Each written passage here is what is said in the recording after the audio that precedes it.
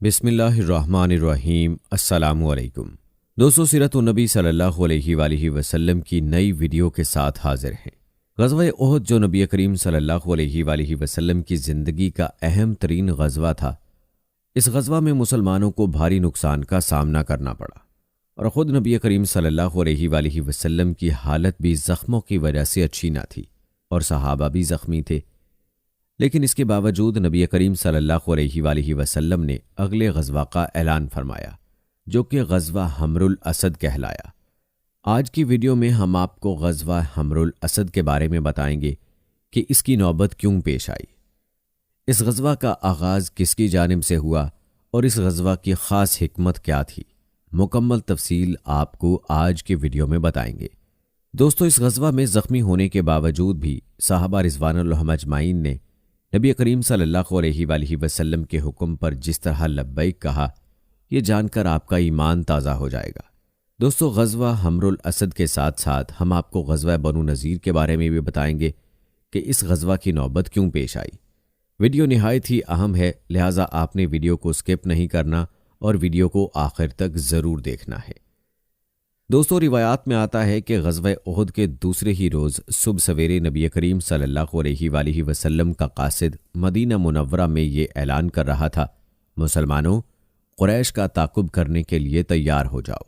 کہتے ہیں یہ اعلان قریش کو ڈرانے کے لیے کیا گیا تھا، تاکہ انہیں معلوم ہو جائے کہ حضرت صلی اللہ علیہ وآلہ وسلم ان کے تعاقب میں تشریف لا رہے ہیں، اور ساتھ میں انہیں یہ بھی معلوم ہو جائے کہ مسلمانوں میں ابھی بھی طاقت موجود ہے، احد کی شکست کی وجہ سے وہ کمزور نہیں ہو گئے۔ اس طرح تمام صحابہ کرام رضوان اللہ اجمعین حضرت صلی اللہ علیہ وآلہ وسلم کے ساتھ روانہ ہوئے۔ سب لوگ زخمی تھے، لیکن کسی نے بھی اپنے زخموں کی پرواہ نہ کی، جبکہ حالت یہ تھی کہ بنو سلمہ کے 40 آدمی زخمی ہوئے تھے، خود اللہ کے رسول بھی زخمی تھے، اور اسی حالت میں صحابہ رضوان اللہ اجمعین کو لے کر روانہ ہوئے۔ آپ صلی اللہ علیہ وآلہ وسلم کے زخموں کی صورت یہ تھی کہ چہرہ مبارک ذرا کے گڑ جانے کی وجہ سے زخمی تھا، چہرہ مبارک پر پتھر کا ایک زخم بھی تھا، نچلا ہونٹ اندر کی طرف سے زخمی تھا، ایک روایت میں اوپر کا ہونٹ بھی زخمی ہونے کا ذکر موجود ہے۔ ان زخموں کے علاوہ آپ صلی اللہ علیہ وآلہ وسلم کا دایاں کندھا بھی زخمی تھا۔ اس کندھے پر ابن قیمیہ نے اس وقت وار کیا تھا جب آپ گڑھے میں گرے تھے، گڑھے میں گر جانے کی وجہ سے آپ صلی اللہ علیہ وآلہ وسلم کے دونوں گھٹنے بھی زخمی تھے۔ ایسی حالت میں آپ صلی اللہ علیہ وآلہ وسلم نے حضرت طلحہ بن عبید رضی اللہ تعالی عنہ سے فرمایا، طلحہ، تمہارے ہتھیار کہاں ہیں؟ انہوں نے فرمایا، یہی ہیں اللہ کے رسول۔ یہ کہہ کر وہ گئے اور ہتھیار پہن کر آ گئے۔ حالانکہ ان کے سینے پر صرف 9 زخم تھے، جبکہ پورے جسم پر 70 زخم تھے۔ اللہ اکبر۔ دوستو، اللہ اور اللہ کے نبی صلی اللہ علیہ وآلہ وسلم کی اصل معنوں میں اطاعت تو یہ لوگ کر گئے۔ ہمیں یہاں اپنے بارے میں بھی سوچنے کی ضرورت ہے کہ ہم کیا کر رہے ہیں۔ دوستو، کہا جاتا ہے کہ آپ صلی اللہ علیہ وآلہ وسلم کا لشکر آگے بڑھتا چلا گیا، یہاں تک کہ حمر الاسد کے مقام پر ٹھہرا۔ یہ جگہ مدینہ منورہ سے تقریباً 12 کلومیٹر دور ہے۔ اس مقام پر مسلمانوں نے 3 دن تک قیام کیا۔ ہر رات میں صحابہ کرام رضوان اللہ اجمعین اپنے پڑاؤ میں جگہ جگہ آگ روشن کرتے رہے، تاکہ دشمن کو دور سے روشنیاں نظر آتی رہیں۔ اس تدبیر سے دشمن نے خیال کیا کہ مسلمان بڑی تعداد کے ساتھ آئے ہیں، چنانچہ ان پر روب پڑ گیا۔ اس مہم کو غزوہ حمر الاسد کہا جاتا ہے۔ حضرت جابر بن عبداللہ رضی اللہ تعالی عنہ فرماتے ہیں کہ اس غزوے میں مسلمانوں کے پاس کھانے کے لیے صرف کھجوریں تھیں یا صرف اونٹ ذبح کیے جاتے تھے۔ کفار نے جب یہ خبر سنی کہ مسلمان تو ایک بار پھر تیاری کے ساتھ میدان میں موجود ہیں، تو وہ مکہ کی طرف لوٹ گئے۔ جب حضور صلی اللہ علیہ وآلہ وسلم کو یہ اطلاع ملی تو آپ صلی اللہ علیہ وآلہ وسلم نے بھی مدینہ کوچ فرمایا۔ روایات میں آتا ہے کہ حمر الاسد کے مقام پر مسلمانوں نے ابو عزہ شاعر کو گرفتار کیا۔ یہ شخص مسلمانوں کے خلاف اشعار کہا کرتا تھا۔ غزوہ بدر کے موقع پر بھی گرفتار ہوا تھا۔ گرفتار ہو کر حضور اکرم صلی اللہ علیہ وآلہ وسلم کے سامنے لایا گیا تو گڑ گڑانے لگا تھا۔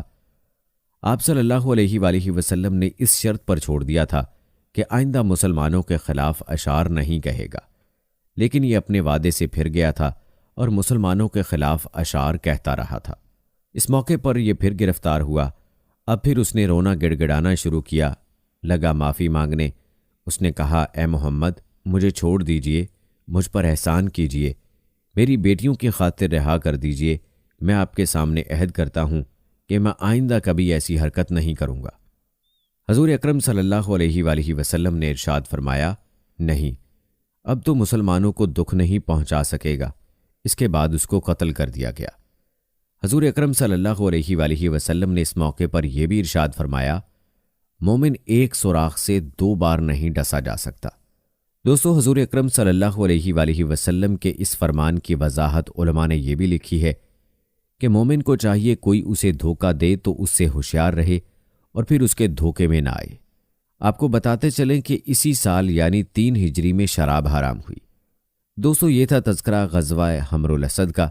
چلیے اب تذکرہ کرتے ہیں غزوہ بنو نذیر کا، جو اس غزوے کے بعد پیش آیا۔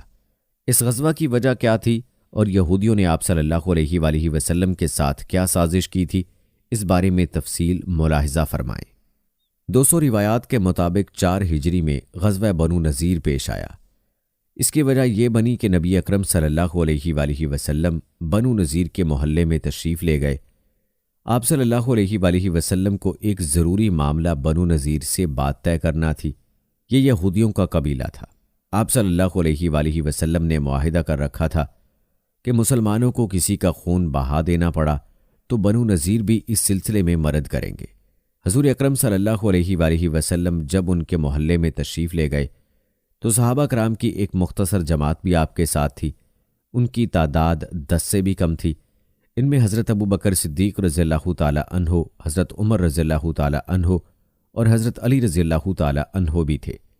حضور اکرم صلی اللہ علیہ وآلہ وسلم نے وہاں پہنچ کر ان سے بات شروع کی تو وہ بولے، ہاں ہاں کیوں نہیں، ہم ابھی رقم ادا کر دیتے ہیں، آپ پہلے کھانا کھا لیں۔ اس طرح وہ بظاہر بہت خوش ہو کر ملے، لیکن دراصل وہ آپ صلی اللہ علیہ وآلہ وسلم کے قتل کی سازش پہلے سے تیار کر چکے تھے۔ آپ صلی اللہ علیہ وآلہ وسلم کو انہوں نے ایک دیوار کے ساتھ بٹھایا، پھر ان میں سے ایک یہودی اس مکان کی چھت پر چڑھ گیا۔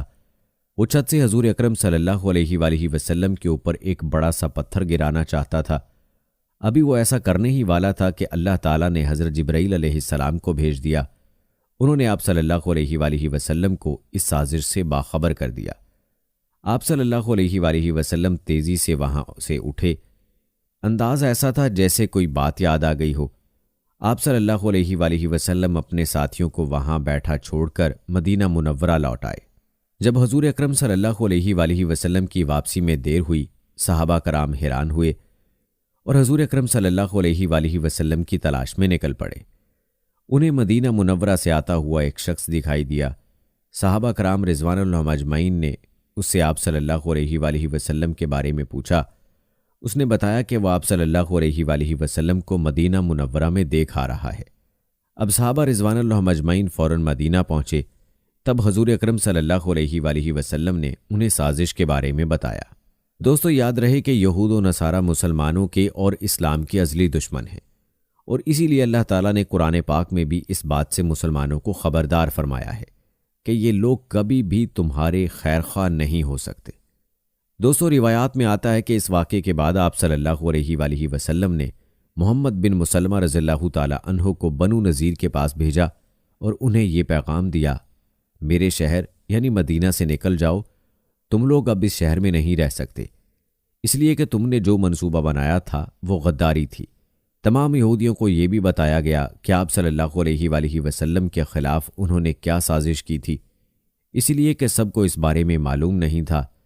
سازش کی تفصیل سن کر یہودی خاموش رہ گئے، کوئی منہ سے ایک لفظ بھی نہ نکال سکا۔ پھر حضرت محمد بن مسلمہ رضی اللہ تعالی عنہ نے ان سے کہا، آپ صلی اللہ علیہ وآلہ وسلم کا حکم ہے کہ تم 10 دن کے اندر اندر یہاں سے نکل جاؤ۔ اس مدت کے بعد جو شخص بھی یہاں پایا گیا اس کی گردن مار دی جائے گی۔